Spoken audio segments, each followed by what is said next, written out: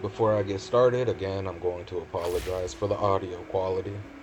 Anyway, here's a little update that I did to the Molten Blast Deadeye that I've been working on. I ran into some issues while I was running through Waystones, and I decided to fix a lot of those issues. So here are some changes that I made to the build. I kept the mace.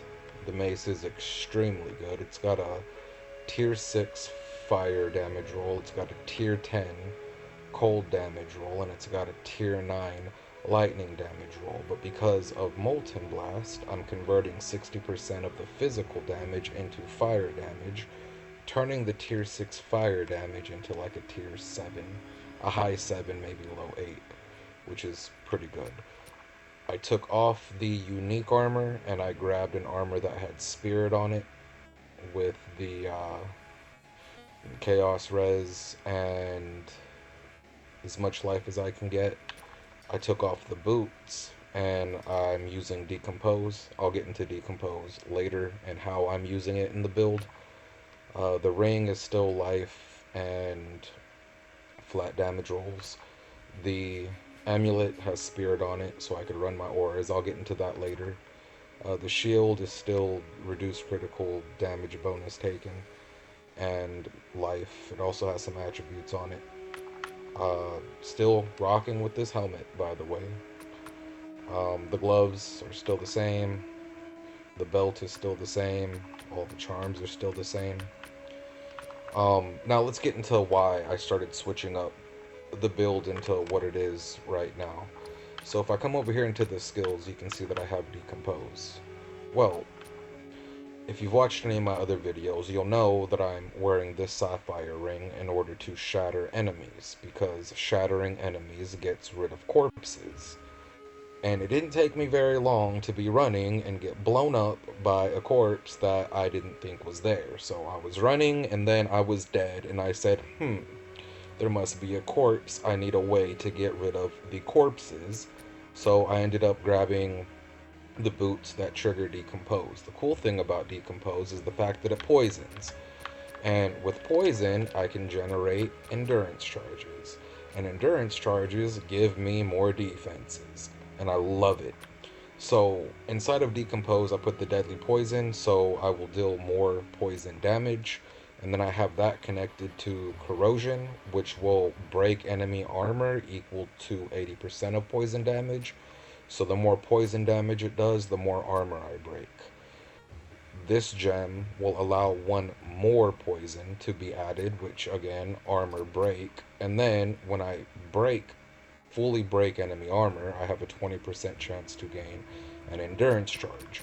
Now, I'm using charge infusion, which gives me 15% more defenses while I have an endurance charge. So it will consume the endurance charge and it will give me 15% more defenses. So it's just using decompose to get rid of corpses. It creates this poison cloud, and within the poison cloud I break enemy armor, and I also deal, I would say, a pretty decent amount of poison damage.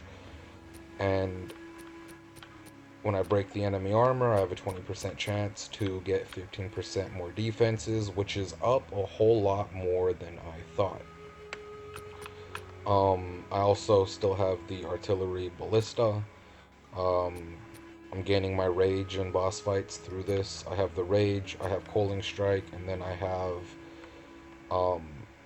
life regen while I'm just standing there at the boss. So this is the ballistas for life regeneration and for rage generation, and then coaling strike if it's still up and it hits. Other than that, I added in elemental conflux, and everything else is pretty much the same. Now let me run in here and try to show you guys what I'm talking about. I don't want this to be a long video, I really don't. So let me grab a T15 real quick and I'll run a little bit of the Waystone. Burning ground, I don't do burning ground. What about this one? Pack size, I have no chance of getting a Waystone back. Negative plate resistance, that is what I do. So let me show you what I mean. I got the shatter specifically to be able to get rid of running forge, to get rid of corpses. And I was still leaving corpses behind, so I got decompose. Now, let me show you how this works. Let me get up my tailwind real quick. At 10 stacks of tailwind, I am sitting at 31% armor, 67% evasion, and 52% block chance.